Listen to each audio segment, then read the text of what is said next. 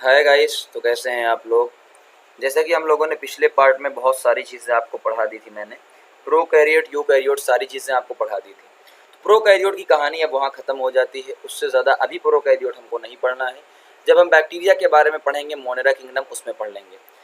अगला टॉपिक आपका आया है प्लांट सेल और एनिमल सेल, ठीक है ना। इसके बारे में देख लेते हैं, दोनों में डिफरेंस है। अक्सर आपका क्वेश्चन आता रहता है, उसके बारे में चीज़ें हम देख लेते हैं कि दोनों में क्या डिफरेंस है। ठीक, पहला तो अच्छा, हम यूकैरियोटिक की बात कर रहे हैं। मैंने पहले ही आपसे बोला है कि प्लांट की बात हम लोग नहीं कर रहे हैं। हम लोग किसकी बात कर रहे हैं? यूकैरियोटिक सेल की बात कर रहे हैं। तो ये आपको क्लियर होना चाहिए कि जो भी बात हम कर रहे हैं वो यूकैरियोट की बात कर रहे हैं।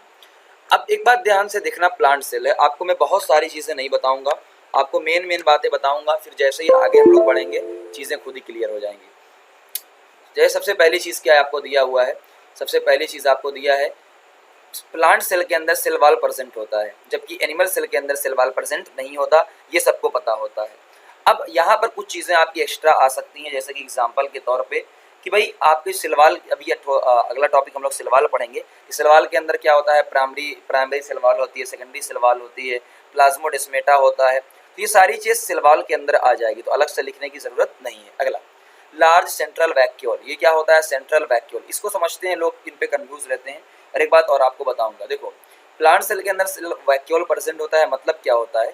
सेल के अंदर, ये सेल मेम्ब्रेन, उसके अंदर एक बड़ा सा खाली सा स्पेस होता है, मेम्ब्रेन वाला स्पेस होता है, उसे क्या बोलते हैं हम लोग? वैक्यूल बोलते हैं। एनिमल में वैक्यूल एब्सेंट होता है, लेकिन स्मॉल वेसाइकल प्रेजेंट होता है। अब बहुत सारे टीचर ये बहुत सारे चीज लोग आपको बताएंगे कि एनिमल के अंदर भी वैक्यूल प्रेजेंट होता है, बट ऐसा नहीं है। उसको वैक्यूल नहीं बोलेंगे, उसको वेसाइकल बोलेंगे। जैसे एक बड़ा सा बैलून लेते हैं, पानी से भरा हुआ एक बड़ा बैलून, उसे क्या बोलेंगे? वैक्यूल। उसी छोटे बैलून को हम लोग क्या बोलेंगे? वेसाइकल। यानी आपका वैक्यूल अलग है, वेसाइकल अलग है। भाई साइज का डिफरेंस है तो नाम का भी क्या हो जाएगा? डिफरेंस हो जाएगा। तो यहाँ पर हम लोग इसको वैक्यूल ना बोलकर वेसाइकल बोलते हैं, बट बहुत सारे लोग आपको बता देंगे, बट एक्चुअल चीज क्या थी मैंने आपको बता दिया है। अगली चीज प्लास्टिड। प्लास्टिड क्या होता है? प्लांट सेल के अंदर होता है। और प्लास्टिड के अंदर क्या आता है? क्लोरोप्लास्ट। तो यहाँ डायरेक्ट मैंने क्लोरोप्लास्ट ना लिख के प्लास्टिड लिख दिया है जानबूझ के। ये प्लास्टिड क्या होता है? उसमें तीन चीजें आती हैं ना आपका, क्रोमोप्लास्ट, क्लोरोप्लास्ट, ल्यूकोप्लास्ट, और इसके अंदर प्लास्टिड आपकी एब्सेंट होती है। अगली वेरी इंपॉर्टेंट चीज सेंट्रोसोम, पहले इसको देख लेते हैं। एनिमल, एनिमल के अंदर सेंट्रोसोम या सेंट्रियोल प्रेजेंट होता है, जो कि मेम्ब्रेन लेस होता है, यानी इसके अंदर मेम्ब्रेन नहीं होती। वेरी इंपॉर्टेंट, ठीक है ना। आइए समझते हैं, फिर उसकी बात करते हैं प्लांट सेल के अंदर। देखो क्या होता है कि आपने पढ़ा होगा या आप पढ़ते हो कि सीलिया और फ्लैजिला पाया जाता है एनिमल सेल के अंदर। क्या पाया जाता है? सीलिया और फ्लैजिला पाया जाता है, ठीक। तो सीलिया हेयर लाइक स्ट्रक्चर हो जाए, फ्लैजिला हेयर लाइक स्ट्रक्चर होता है। ये लोग क्या करते हैं? लोकोमोशन में हेल्प करते हैं, यानी मूवमेंट में क्या करते हैं? हेल्प करते हैं, पहली चीज।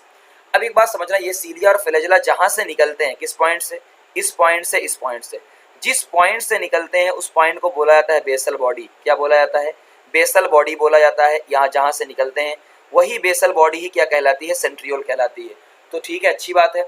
लेकिन तो प्लांट सेल के अंदर क्या होगा? क्या हम कहेंगे? हम ये बोलेंगे कि सेंट्रोसोम या सेंट्रियोल प्लांट के अंदर एब्सेंट होता है, सब में नहीं होगा, एलमोस्ट। मैंने क्या वर्ड यूज किया? एलमोस्ट, यानी कुछ लोगों के अंदर होगा। हमें कैसे पता चलेगा कि कुछ लोगों के अंदर होगा? तो सिंपल सी इसकी बात होती है कि देखो, आप खुद कॉन्सेप्ट लगाओ, सीलिया और फ्लैजिला किसमें प्रेजेंट होता है? जिनको लोकोमोशन की जरूरत पड़ती है।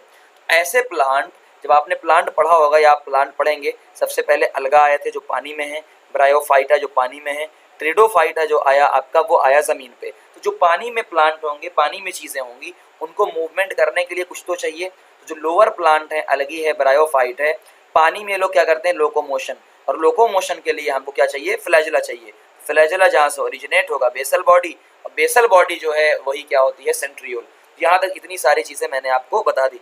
अब और भी एक्स्ट्रा पॉइंट्स आपके हो सकते हैं कि लाइसोसोम किसमें कम होता है, किसमें ज्यादा होता है, क्या स्टोरेज है, क्या नहीं है, या वैक्यूल पे कौन सी लेयर प्रेजेंट होती है। ये सारी कहानी आगे आएगी, तो हम एक सिस्टमेटिक तरीके से पढ़ने की कोशिश कर रहे हैं। आइए एक बार एनिमल और प्लांट सेल जो एनसीईआरटी में दिया है उसको भी समझ लेते हैं, फिगर को। इस फिगर को देखो, देख के ही पहचानो कि ये फिगर आपको क्या बता रहा है, प्लांट सेल है या एनिमल सेल। तो ये आपका कौन सा है? आपका प्लांट सेल। कैसे आपने पहचाना? बहुत ध्यान से आप यहाँ पहुंचानेंगे। कैसे? आइए देखते हैं। यहाँ पर आपको दिया हुआ है, सबसे पहली चीज तो दिया हुआ है, देखो एक मार्क कर दूं मैं, आपको दिया हुआ है वैक्यूल, ठीक है। दूसरा सबसे बड़ी चीज आपको दिया हुआ है सेल वॉल। आप देख के ही पता लगा लेंगे ये क्या है, एक प्लांट होता है। तीसरा मैं आपको बता दूं ये क्या होता है, परागजीसोम, जो कि प्लांट के अंदर पाया जाता है। या फिर आपका क्लोरोप्लास्ट, ये सारी चीज़ें मैं आपको वो सारी चीज़ें बता दे रहा हूँ जो दूसरे में नहीं होता, जैसे प्लाज्मोडेस्माटा, ये सारे इसके अंदर पाए जाते हैं। इस पर भी एक नज़र डाल लेते हैं। बाकी सारी चीज़ें क्या हो, सेम, ठीक है ना, स्मूथ, न्यूक्लियोलस, बस एक चीज़ यहाँ पर देखें दिया है कि नहीं, सेंट्रियोल, बाकी सब कुछ सेम है, यहाँ पर बस सेंट्रियोल एक्स्ट्रा है। बात समझ में आई आपको? बाकी इसमें भी लाइसोसोम होगा, उसमें भी होगा, सारी चीज़ें होंगी, बस किसी में कम होगा, किसी में ज़्यादा होगा, ठीक है ना। तो ये आपका क्या था, ये प्लांट सेल था और ये एनिमल सेल था। तो क्या आपको समझ में आ गई पूरी बातें प्लांट सेल और एनिमल सेल के बारे में? ठीक है ना, आपको समझ में आ गया होगा। Thank you very much.